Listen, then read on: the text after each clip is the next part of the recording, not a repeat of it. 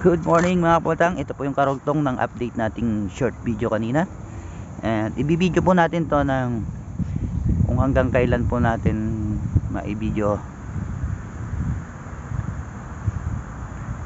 hanggang sa mawala yung usok ni Taal Volcano at ating papas forward.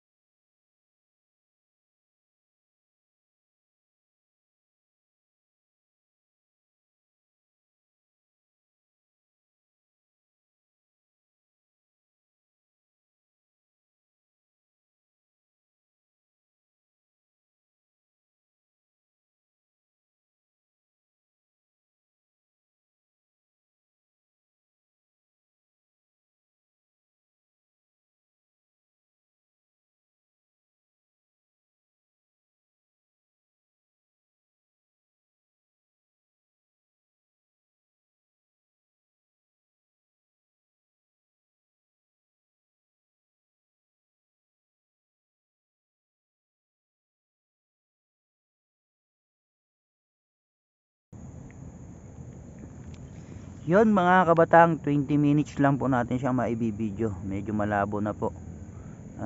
Kumalat po ang ismag sa kapaligiran, no?